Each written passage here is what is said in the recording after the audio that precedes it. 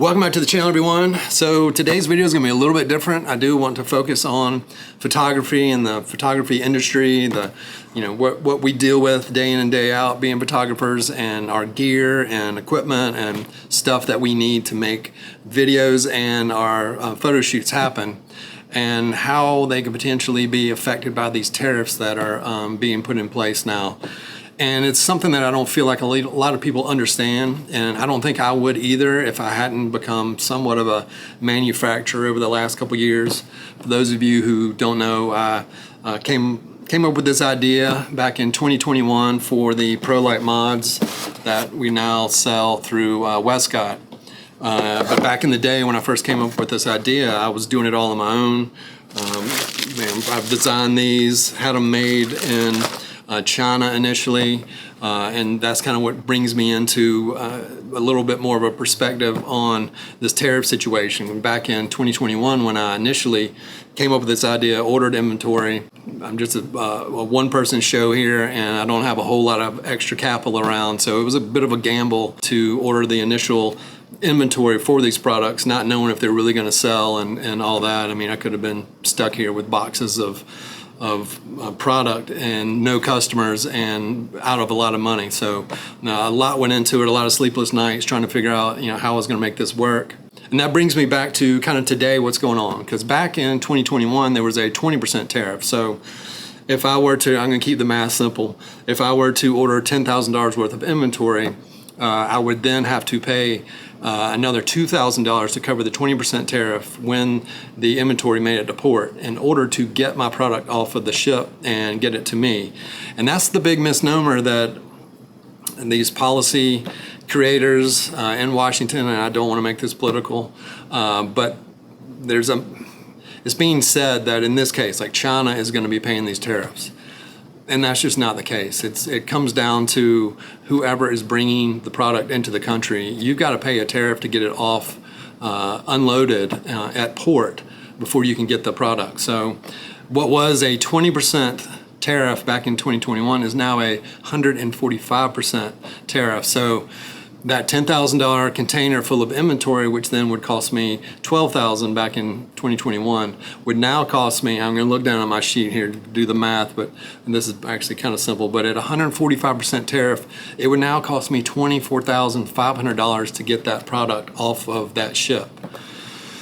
So that's where it comes down to, someone like me, if I would even be able to afford to do that, which I probably wouldn't, because they're what you call MOQs, which are minimum order quantities that you have to place in order for factories in China or factories here in the States to run your product. So like MOQ on one of these SKUs of product would be probably 500 units. So it adds up quick, and I'm really not going to be able to get just a $10,000 container to produce the different sizes that I need. I believe it was around between 30 and 40, and then you tack on 145% on top of that, and we're looking at over 100 grand for me to get my product unloaded at port and then brought to me to sell. And that's where you got to figure out how you're gonna make that work. If that completely takes out your profit margin, you're gonna have to either eat that cost yourself, and then it's just your cost of creating these products, cost of goods, or you're going to transfer that or raise your prices and transfer that to the consumer. And that's the big, the big issue. And like I said, a little person like me, I just would have to wait. I'd have to sit on this idea for however long it took for this tariff to go away, or figure out where else, somewhere else to manufacture it. And I know, instantly people are going to say, well, these tariffs are in place, so you'll make them here in the States. And I agree with you on that, but I did. and long story short, I had some issues with some of the sizing that came from China, so that kind of rubbed me the wrong way. And then I researched some manufacturers here in the States, got pricing from them. It was going to be probably 120% the cost, so it was going to be over twice as much to get them made here, but I went ahead and did it anyway. But then the actual fabric that I use in these products, the Velcro, all that stuff comes from China. So the cost of that was much lower then than it would be now. So in order to get this to a US plant, just the fabric, that would be subject to the 145% tariff. So then that would factor right into the cost of goods again, on top of it already costing me over twice as much to have them made here. So then we're kind of back where we are at this 145% tariff, where it just doesn't make sense, or wouldn't make sense for me to create this product with the, I guess, the capital that I had on hand here. The risk would be just too great.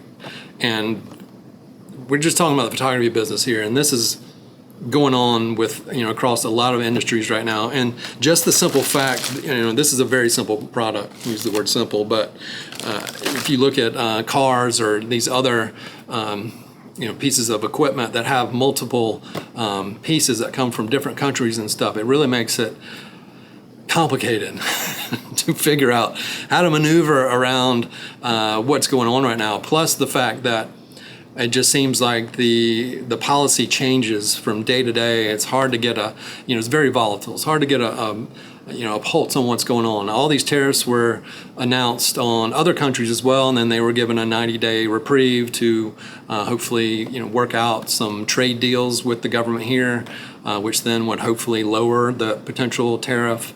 And let me say too, and I learned this as well in making and shipping this product.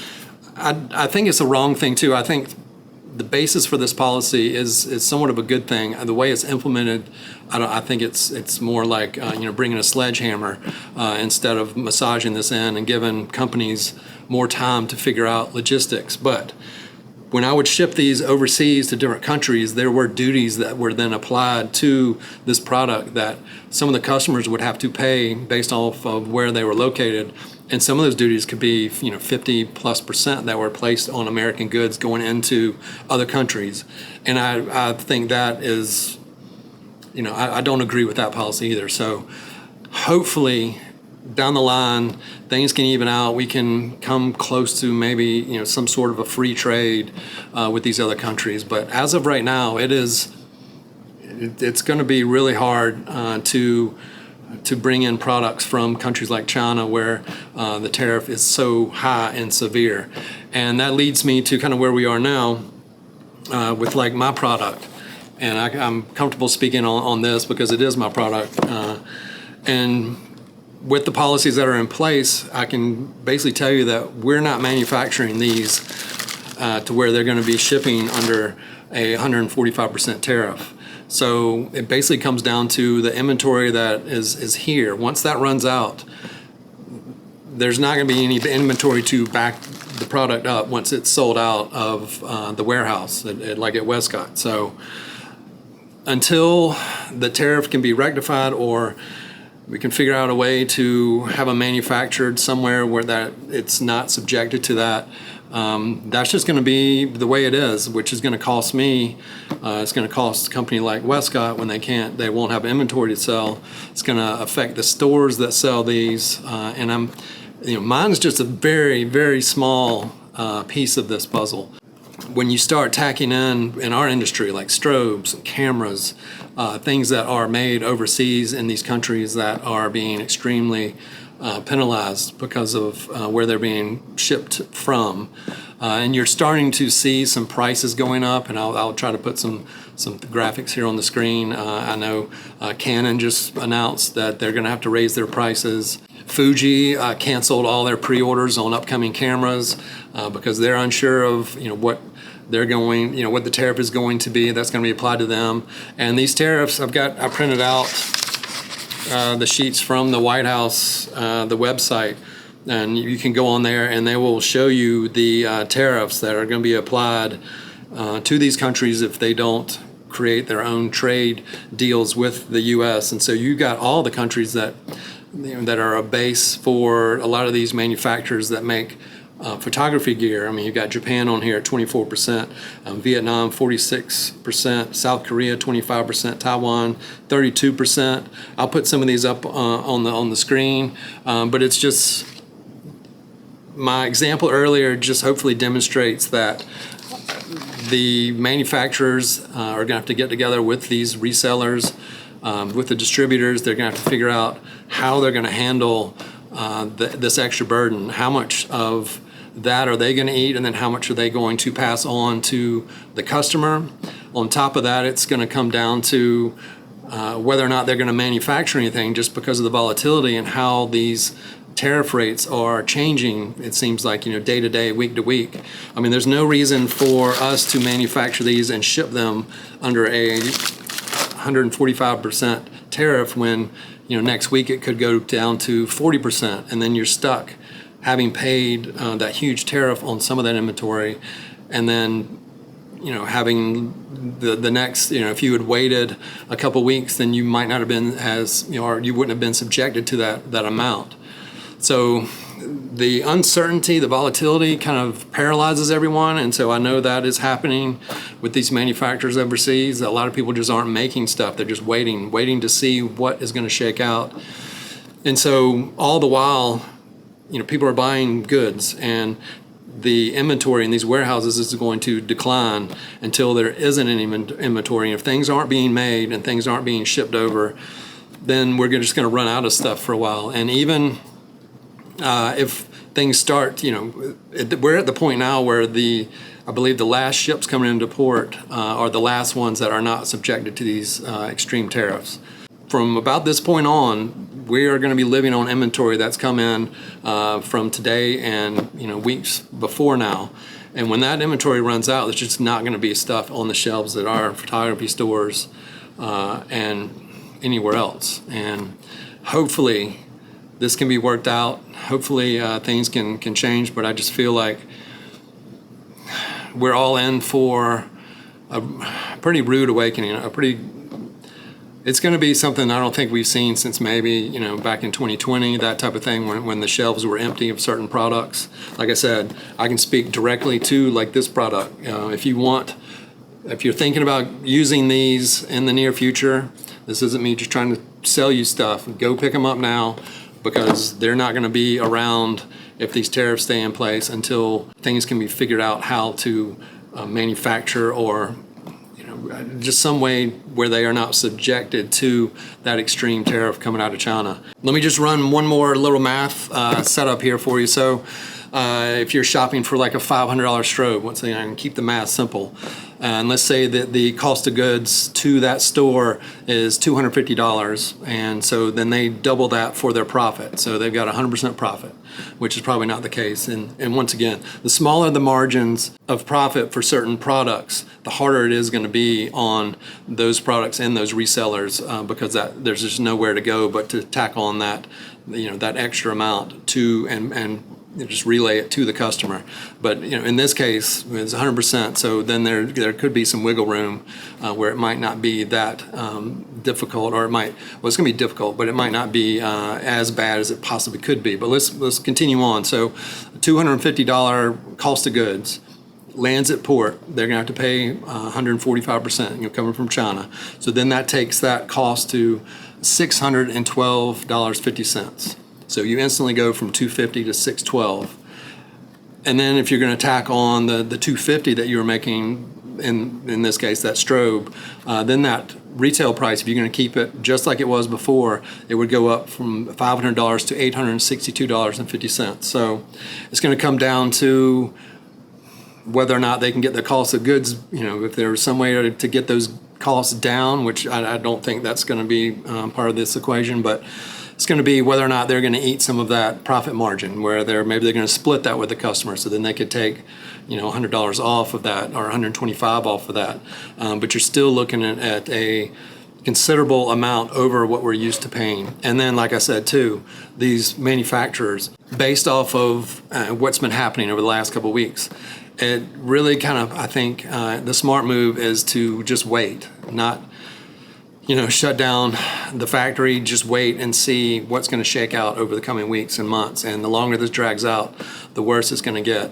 And and this kind of goes just a little bit, past like just the photography, but you look at the ports and stuff. I believe there's an article out actually today talking about the shipments coming from China are going to be down 80%. So then these port workers, they're just you're looking at 20% of the workload that they normally have coming into port. So I don't know if there can be layoffs there. Your truck drivers that are driving stuff from port to the distributors and all, and they're going to be less demand for that. And it's just going to ripple through our economy. And so it's a bigger picture than just the photography business, but I'm hoping me sitting down here and doing my best as a photographer, not an economist or an expert in this field, just having my perspective as someone who has invented a product, gotten a patent, had product made, shipped over here, living somewhat of the American dream, how it can be really wiped away by this policy that's going on right now. So I'm just hoping that things, cooler heads can prevail, and I really think that there's got to be a way where moving production to the States, which this is kind of all about, there's got to be a way to incentivize that and not penalize on the other end of, and then just somewhat of a grace period for these companies to figure it out. Train, build the infrastructure here, but you just can't flip a switch and make it happen when these jobs and all this manufacturing has been leaving the country since probably the 1980s. So it's a lot to undo in such a short amount of time. But that's all. I'm gonna get off my soapbox here. I just want to throw this out there. This has been kind of keeping me awake at night, and like I said, I've been wanting to kind of make this video for probably a week or two, but things have been changing so much that I finally just said the heck with it and want to come on here. So as usual, if this video you feel it worthy, you hit that thumbs up. Continue the discussion down in the comments down there. Subscribe for more content, not necessarily like this, but I'm going to be back with some more photography, base lighting gear, all that kind of stuff coming up in the not too far future. So subscribe for all that good stuff. In the meantime, y'all stay safe and healthy out there. Find me on social media at quantzphoto on Instagram, and I guess I'm on Twitter a little bit and pages as well. So I don't know, this has me kind of wiped out a little bit, but I will see y'all soon again in the next one.